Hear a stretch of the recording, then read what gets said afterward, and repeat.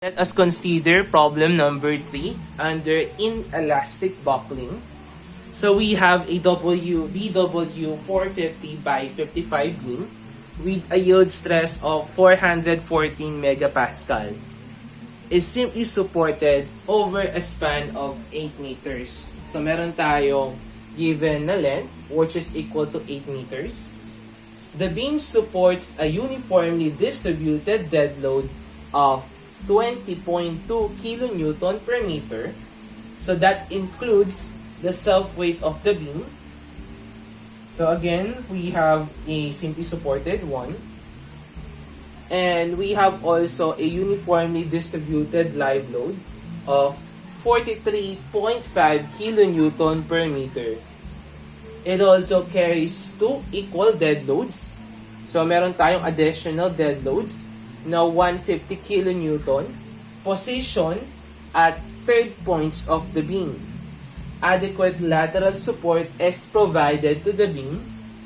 Determine if the beam is satisfactory for shear. So for this one, we're going to check or investigate the adequacy of our beam. So given yung properties ng BW 450 by 55. So for this one, so we have a given simply supported beam. Meron tayong simply supported beam dito.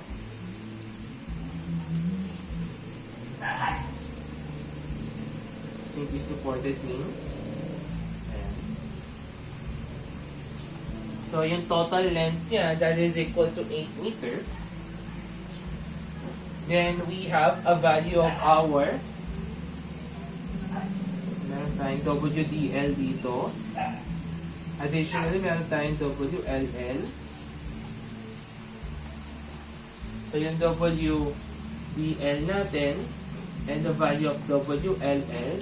And at the same time, it also carries two equal dead loads of 150 kilonewton position at third points. So, yung third points natin, ito yung mga middle thirds natin. So, at 8/3, at saka dito na 8/3 din, meron tayo dito na acting na 150 kilonewton.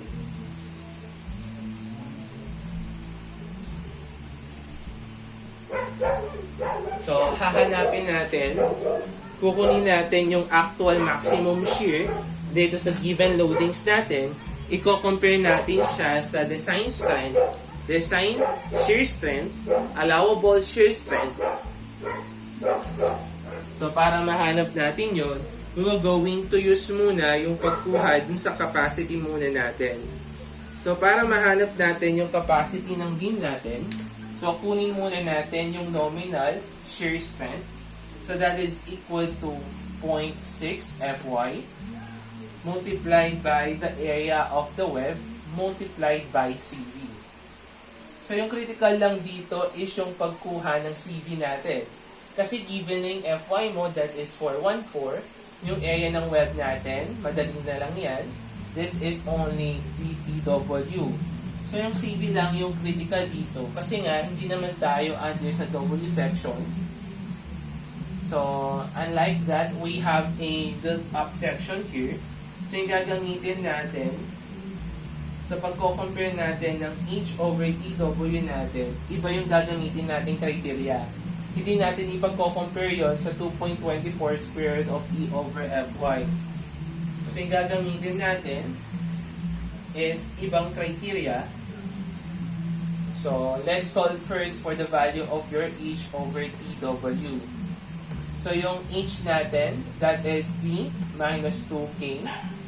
So, H is equals to, so we have a value of your D. So, dito yung D natin, no, that is equal to, eto yan. So, eto yung capital H or yung D. So, this is 600 minus 2K. So, yung K design natin, so, since hindi pala ano to, no, so, ibang formula. So, this is yung H natin, that is yung total height. So for this one, yung another formula for h, that is h minus 2 multiplied by the thickness of the flange. Kasi yung h natin, yun yung total height, no? So ginawa na lang is, minus na lang yung dalawang flange natin. Kasi nga, built up nga yung section natin. So for this one, h is equals yung total height natin. So kung i-draw natin yung beam natin, so ganito yan. So yung h natin, yun yung total height. Tapos yung thickness ng flange. So kapag kung wala tayong since wala tayong given na total yung K-design, kasi sa pagkuha ng h natin, so yung ginagawa kasi ng h natin, diba, kapag nag-weld tayo ng mga beams natin, so wini-weld natin yan. So kapag wineld natin yan, so pag ganito yung shape niya. Okay. So yan yung weld natin. So for this one, meron tayong weld dito, weld, weld. So yung tinutukoy natin na h, yun yung difference between dun sa weld to weld. So yun yung h na tinutukoy natin. Tapos, yung K-design naman na sinasabi natin dito is from the top ng weld natin to the top of your flange, yun yung K-design na tinatawag natin. So, top ng weld natin to the bottom of your flange, so that is K-design. Since wala tayong given na K-design, so assume na lang natin na yung H natin is hanggang yung weld niya is from here hanggang doon na lang. Since wala tayong given na K-design. So for that one, we're going to use h minus 2 thickness of the flange. So yung h natin, that is equal to 600 minus 2. Yung thickness ng flange natin, which is equal to 12. So you will have a value of your h, which is equal to 576 mm. So h over tw, so that is equal to 576 divided by, so yung thickness ng web natin, that is 10. So you will have 57.6. So pagko-compare natin, so for webs without traverse stiffeners, since wala namang nabanggit na meron tayong traverse stiffeners sa problem natin, so pagko-compare natin to sa 260. So yung h over tw natin, pagko-compare natin yan sa 260. So yung h over tw natin, since less than yan, to the value na 216, meaning to say, we have a value of your kV, which is equal to 5. So, meron kasi tayong formula sa pagkuha ng C sub V. Okay? Under sa formula sa pagkuha ng C sub V, included yung value ng kV natin. And, para mahanap natin yung appropriate formula in computing for the value of your C sub V, so, etong nakuha natin na h over tw, meron pa tayong ipagko-compare dyan ng dalawang criteria. So, una is the value of your 1.1 square root of, so, lalagay natin yan yung kV E over Fy, and also to the value na 1.37 square root of kVE over Fy. So for this one, yung kV natin, that is only equal to the given natin, since less than siyang 260 na 5. So meron tayo dito na 5. Yung E natin, that is 200,000. Yung Fy natin, given sa problem na 414 megapascal. So, we have here, so the value nung 1.1 naman, that is 54.06. Tapos, ito naman, we have 67.33. So, pag compare natin yung mga yan, so, sa H over TW. So, unahin muna natin yung H over TW natin.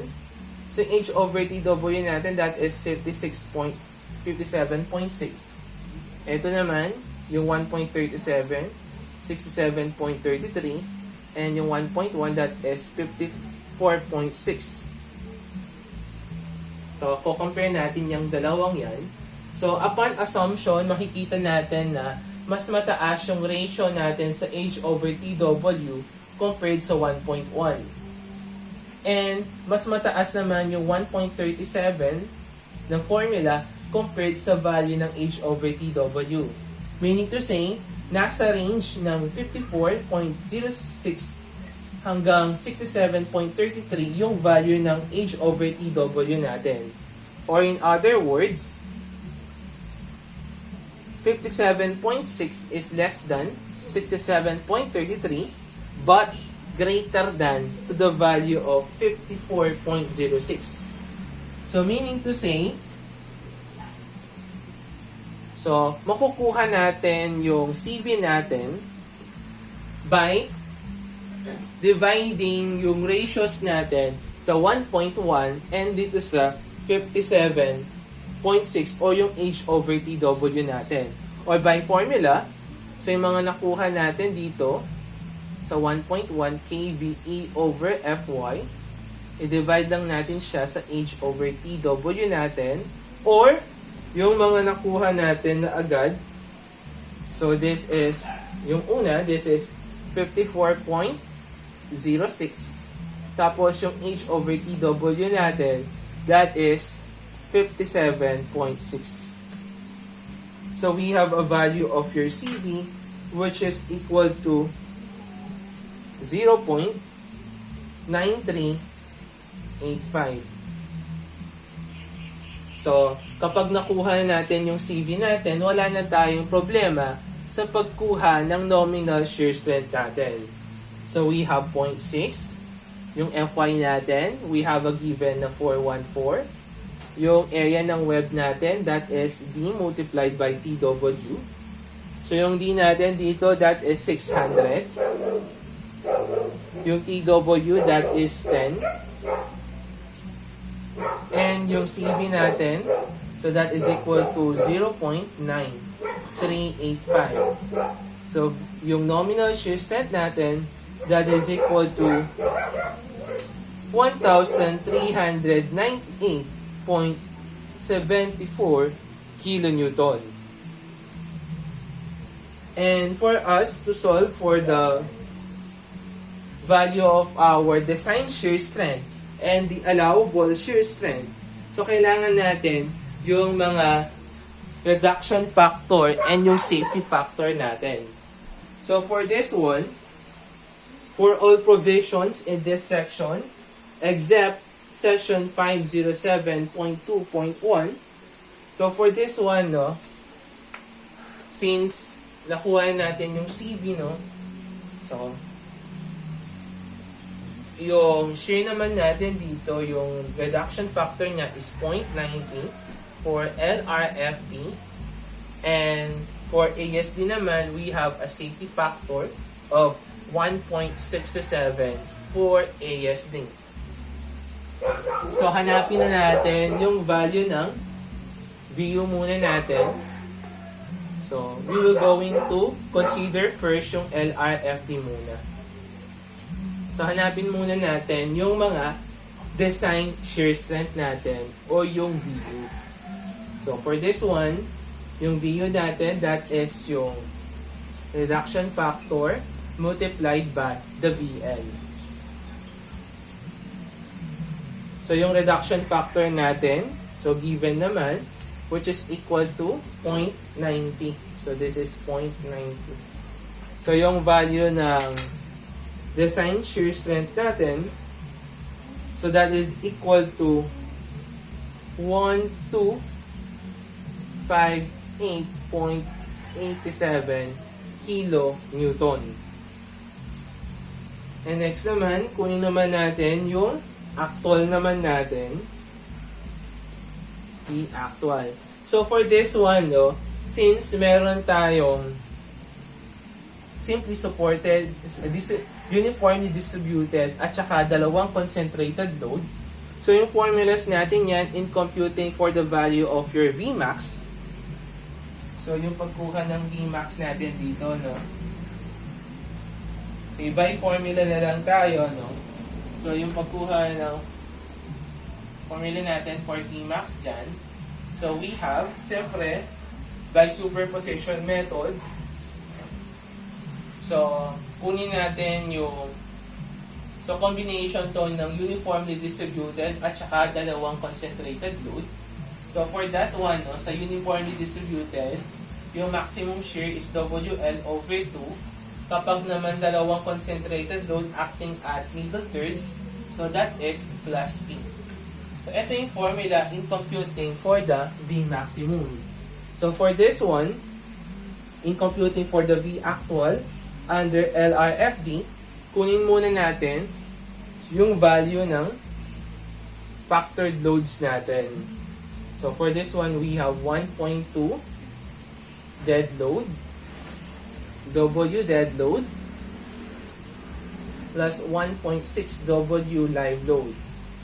So for this one, it is stated sa problem natin, we have a dead load na 20.2. We have a live load which is equal to 43.5.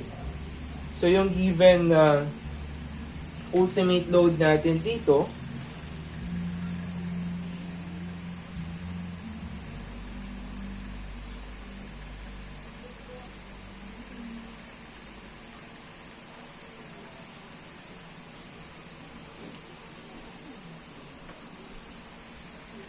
so, hanapin natin yung value ng ultimate load natin. So, 1.2 times 20.2 plus 1.6 multiplied by 43.5.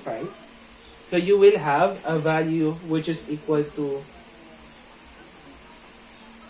WU is equal to 93.84 kilonewton per meter. So, gamitin lang natin yung formula natin for Vmax. So, V actual is now equal to yung W natin na 93.84 multiplied by L which is 8 divided by 2 plus yung P natin. So yung P natin dito is 140 since dead load tayo dito, no? So 2 equal dead loads of 150 kilonewton. So yung i-multiply natin dito is 1.2 kasi nga dead load yung given natin. So, 1.2 multiplied by 50. So, we have 1.2 multiplied by 150. So, we will have a value which is equal to, V actual is now equal to 555.36 kilonewton. So, dito sa V actual natin, we just need to compare that to the value of your design shear strength. Since yung design shear strength natin is greater than to the V actual, so adequate yung section natin. So, lastly, sa ASD naman, so, in computing for the ASD, same principle lang tayo. Kunin lang naman natin yung allowable shear strength natin. So, that is Vn all over yung safety factor naman natin sa shear. So, for this one, yung safety factor natin, that is 1.67. So, yung value ng allowable shear strength natin, that is equal to 1398.74 divided by 1.67. So you will have a value of 837.57. So for this one, pagko-compare lang natin yan sa pagkuha ng actual shear natin, yung actual maximum shear. So, yung gagamitin natin value ng mga loads natin, service loads lang. So, for this one, yung gagamitin natin mga service loads. So, hindi ito naka-factor. So, pag-add lang natin yung 20.2 at saka yung 43.5. So, 20.2 plus 43.5. So, you will have a value of 63.7. So, W is 63.7. And makukuha na natin yung value ng V actual natin by using the formula. So, yung W natin, 63.7. Yung L natin, that is 8 divided by 2 plus yung concentrated load natin na 115. So, yung value ng V actual natin, so we have a value of 404.8. So, this is yung V actual natin. Since yung allowable natin is greater than to the V actual, adequate yung section natin. So, ganun lang yung procedure natin, no? So, for this problem,